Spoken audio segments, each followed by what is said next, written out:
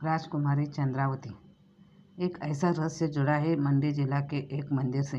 मंदिर का नाम है हत्या देवी। इस मंदिर में एक गांव के लोग देवी की नित्य पूजा पाठ करते हैं। राजा महाराजाओं के वक्त का ये मंदिर है। बात उस वक्त की है जब हिमाचल में रियासतें हुआ करती थी और ये किस्सा मंडी की सुकेतु रियासत से जुड़ा है। उस वक्त राजा महाराजाओं का राज हुआ करता था और सुकेत की कमान राजा रायसेन के हाथ में थी। यह मंदिर भी राजा रायसेन ने ही बनवाया था। मंदिर के पीछे की कहानी और सारी घटना भी राजा रायसेन के परिवार से जुड़ी है। सबसे बड़ी बात यह है कि जो हत्या देवी है वो भी राजा रायसेन की ही बेटी थी, जिसकी आज देवी देवताओं की तरह पूजा होती है। हत्या देवी कैसे पड़ा नाम? हत्या देवी बताने के लिए नाम ही काफ़ी है कि यह घटना किसी हत्या से जुड़ी होगी। दरअसल मौत के वक्त राजकुमारी चंद्रावती अपने पिता के घर से दूर पांगना जगह पर थी। उस वक्त पांगना सुकेत रियासत की शीतकालीन राजधानी थी। किसी को भनक तक नहीं थी कि राजकुमारी आत्महत्या भी कर सकती है, लेकिन सबकी सोच के परे अपने पिता के नाराजगी और उनके मन में पल रहे एक शक के चलते राजकुमारी ने पांगना में आत्महत्या कर ली और मरणोपरांत राजकुमारी की इच्छानुसार ही उसका सारा अंतिम संस्कार किया गया। आपके मन में ये बात आ रही होगी कि जब राजकुमारी ने किसी को आत्महत्या के बारे में बताया ही नहीं और किसी को इसकी भनक तक नहीं थी, तो सब कुछ राजकुमारी की इच्छानुसार कैसे हुआ? दरअसल राजकुमारी ने सारी दास्तां अपने नाराज पिता के सपने में आकर कही थी। एक मंदिर का यह रहस्यमय कक्ष साल में सिर्फ एक दिन के लिए ही खुलता है और यह मंदिर हिमालय की गोद में है। यहाँ राजकुमारी के साथ कुछ ऐसा हुआ था कि वह हत्या देवी बन गई थी।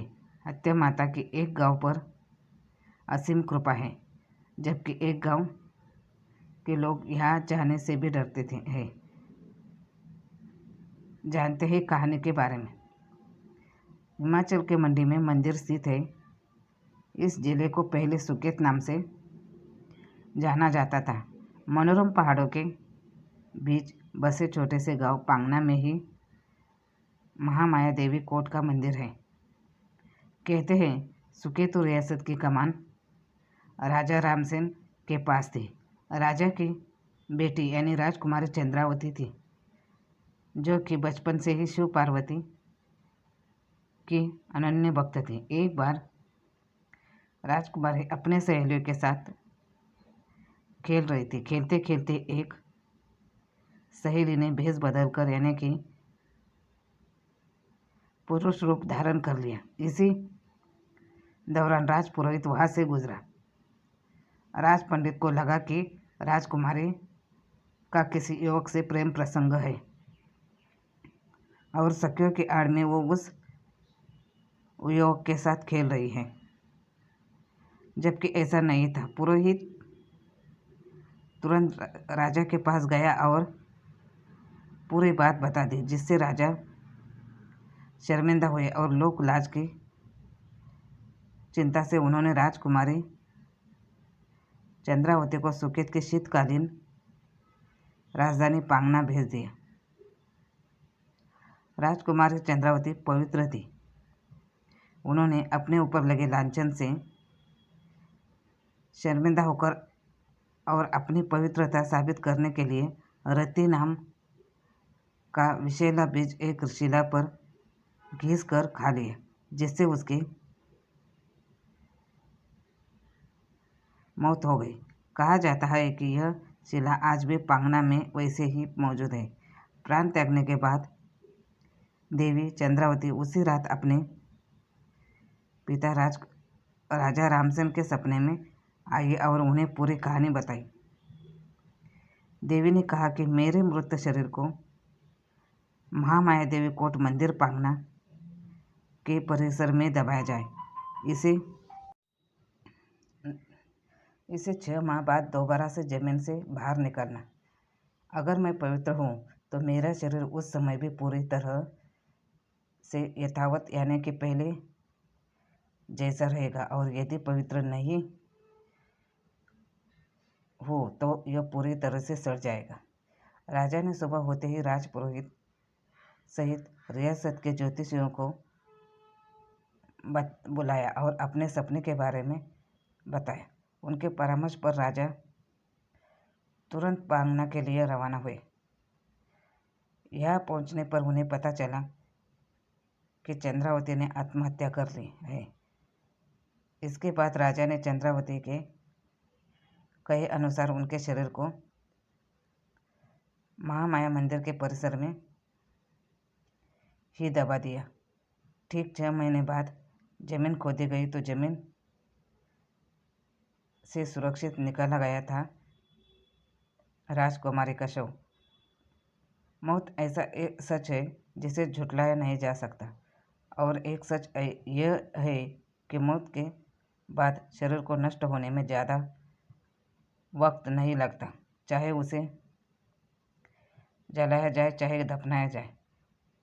लेकिन यह ताज्जुब की बात यह थी कि 6 माह के बाद राजा ने वह जमीन खोदी जहाँ बेटी को दफनाया था, और जब जो शव बाहर निकाला तो बिल्कुल सुरक्षित था।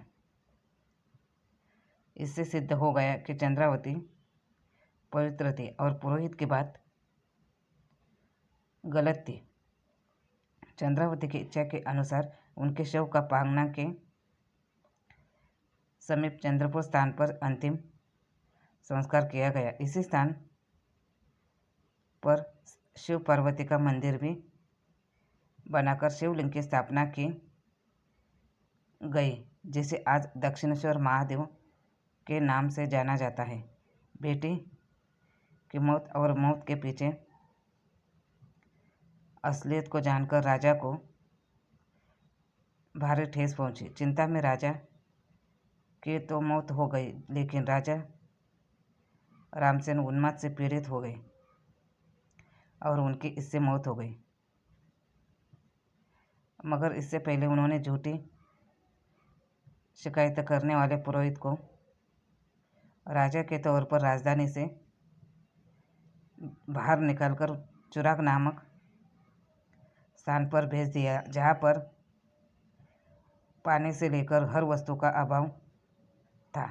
उनके वंशज आज इस क्षेत्र में लठुन कहे जाते हैं।